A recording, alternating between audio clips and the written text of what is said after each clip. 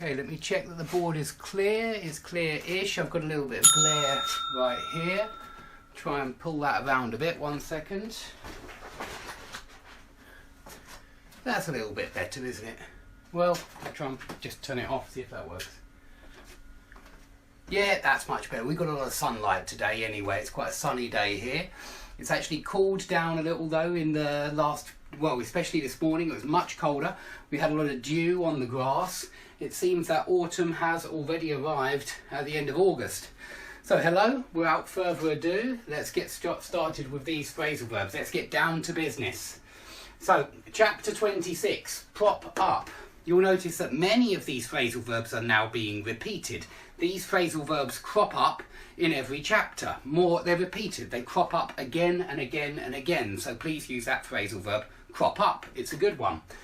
Now, if you prop something up, I used the example that I propped up some parts of this ceiling when I was making this log cabin, and I used a piece of wood to prop up the ceiling while I put the insulation up.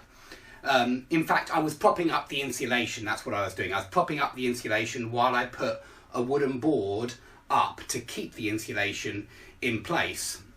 So prop up means to hold up in place. You can also shore things up or shore the economy up with financial measures, with fiscal measures. Sounds very good. And you can say that the recent fiscal measures have been buoying up the economy. So these two came cropped up in a previous lesson. But yeah, you prop up things by basically providing support and making sure that they stay up in the air. Okay, if you see about doing something, and you could see about any task or errand that you have to do. I'll see about getting the grass cut. I'll see about having the car repaired.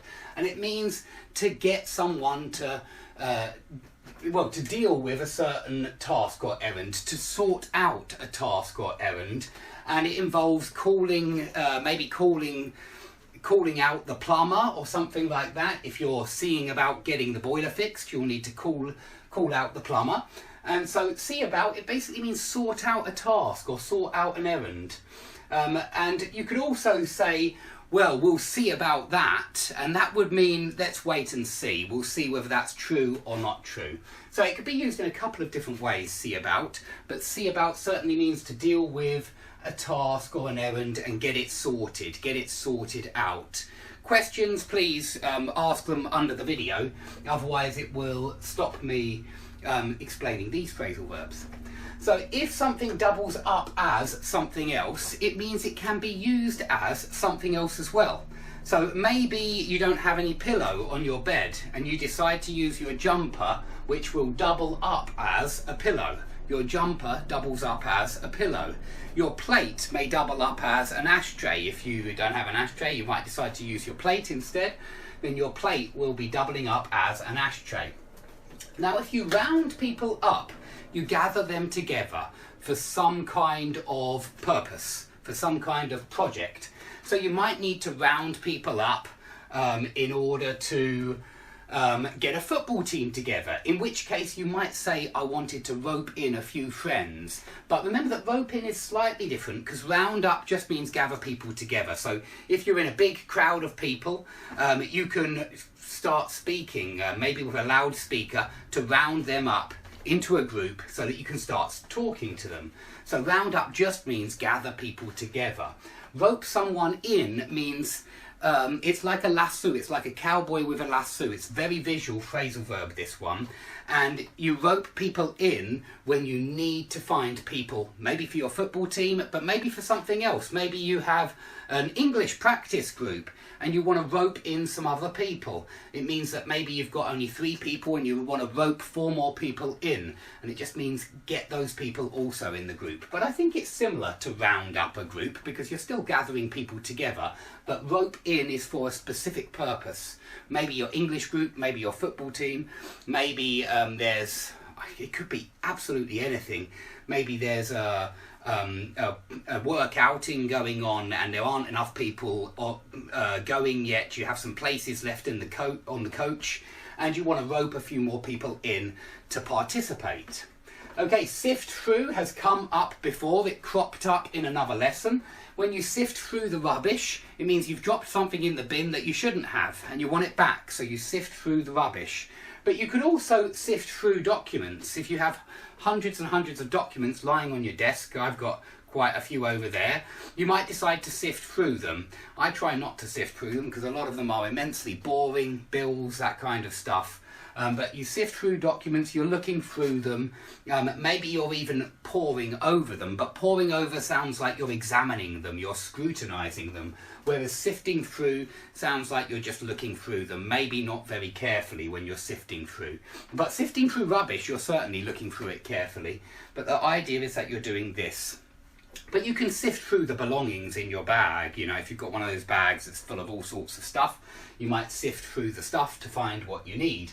But you could also rifle through the stuff. You could also rummage through your possessions. The customs officers often rummage through your possessions. They often rifle through your suitcase if they think that you might look a bit suspicious. Okay, if you hoard stuff away, this is quite a negative phrasal verb because it sounds like you're being mean. A squirrel will hoard away its nuts. Its acorns. Whatever it's found to eat, maybe nuts if people are throwing them nuts, they will hoard those nuts away or those acorns away. And it means they find a hole where they keep that treasure, and a hoard is sometimes called a treasure. Sometimes we say that the pirate has a hoard, meaning of treasure, in a certain location. A pirate will hoard away his treasure. He'll stash it somewhere. He'll hide it somewhere. So hoard away, it's normally used to mean that someone's being quite mean and that they're keeping, maybe they're hoarding away food. They're keeping that hidden from everybody else so that nobody else can find it. Maybe they're hoarding away their money. They're keeping their money hidden so that nobody else can find it and that it's all for them. So I suppose we all hoard away something or other. We all have something that we don't want anybody else to find and that we keep secret or hidden for ourselves. But yeah, it has this idea of you normally hoard away treasure or food or something useful that other people want and you don't want to let them have, so you stash it away, you hide it away. A little bit like hide away or stash away. Now if you do up your coat, you're zipping it up. If you do up your shoes, you're tying them up. So very similar to tie up and zip up, but if you do up your flat, then you're jazzing up your flat, you're decorating your flat. You might even say you're sexing it up, although that's unlikely. Normally something else would be sexed up, with maybe a document, maybe an article. All articles in the newspaper are sexed up. Most of them aren't true, obviously. They're just exaggerations. They're just sexed up articles they're trying to round up as many readers as possible, and so of course they have to lie, they have to exaggerate, they have to play up the story, they have to sex it up to make it interesting because it's actually quite boring. Now be geared towards. These lessons are geared towards phrasal verbs. In particular, these lessons are geared towards students who have the Advanced Phrasal Verbs book, and it's available online. You can download it for free like everybody else does, and if you look at this book, it's got hundreds and hundreds of exercises with these phrasal verbs. So if you want practice, get that book. It's by Felicity Odell and Martin McCarthy or something like that. You'll find it anyway, Advanced Phrasal Verbs Cambridge. Now if you rank among, this is usually used with rank among the best of. If you say that writer ranks among the best writers in Europe, it means that he's one of the best, yeah? It means that you are in that rank. And a rank is, of course, a position in society. It's a hierarchical position in society. If you have a rank in the army, it might be private, it might be captain, it might be general. These are all different ranks in the army. And if you rank among, very often used for sportsmen, really, you can say he ranks among the best tennis players in Wales or something like that. Okay, if you fix up a meeting, you arrange a meeting, you sort out a meeting. Okay, so fix up, it means arrange or sort out. It doesn't mean repair here, it really does just mean arrange. So fix up a meeting with the boss, sort out a meeting with the boss. What have I put stack up there for? Okay, stack up a pile of something. If you stack up a pile of books, it means you put one book on top of the other. If you stack up the chairs, you put one chair on top of the other. Maybe the meeting's finished and somebody goes round and stacks up all the